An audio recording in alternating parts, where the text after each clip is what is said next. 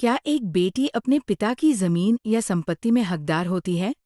क्या सिर्फ बेटा ही विरासत का वारिस है?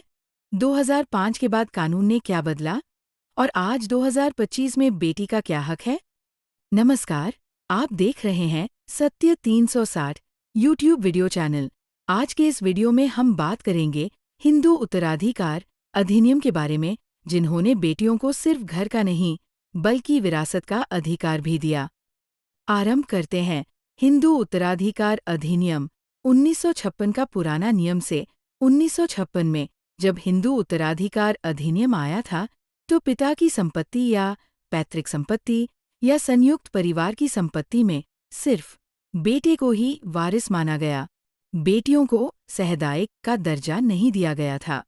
इसका मतलब वो जमीन में हिस्सा नहीं मांग सकती थी और अधिकार भी मांग नहीं सकती थी। शादी के बाद तो उसका रिश्ता विरासत से कट ही जाता था, जैसे कि कोई रिश्ता ना हो अपने पिता के घर से। इस सिस्टम को पुरुष प्रधान माना गया, जिसमें बेटी सिर्फ घर की इज्जत थी, वारिस नहीं। ये तो था हिंदू उत्तराधिकार अधिनियम 1956 का पुराना नियम।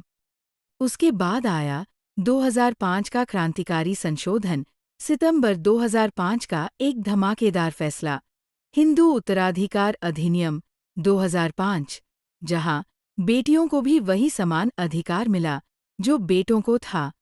अब बेटी भी संयुक्त परिवार की संपत्ति में सहदायक है। जन्म के समय से समान उत्तराधिकारी मानी जाती है। अपने पिता के जीवित होने या न होने से फर्क नहीं पड़ता। शादी के बाद भी उसका हक बरकरार रहता है। ये कानून केवल एक किताब नहीं, जैसे एक बेटी की पहचान का सर्टिफिकेट हो गया। 2015 से 2020 सुप्रीम कोर्ट के फैसले। कोई लोगों ने कन्फ्यूजन फैलाया कि 2005 के बाद का केस होना चाहिए या पिता जिंदा होना चाहिए, लेकिन सुप्रीम कोर्ट ने 2020 में स्पष्ट कर दिया, भले ही पिता की मृत्यु 2005 से पहले हो गई हो, तो भी बेटी अधिकार पा सकती है। बस ये जरूरी है कि संपत्ति हिंदू अविभाजित परिवार HUF की होनी चाहिए। आज भी कोई गांव में बेटियों को सिर्फ पराया धन माना जाता है। उन्हें बताया ही नहीं जाता कि वो भी हकदार हैं जमीन की, घर की, विरासत की। कानून ने तो बेटी को सम्मान भी और हक भी दिया है, अब समाज भी दे।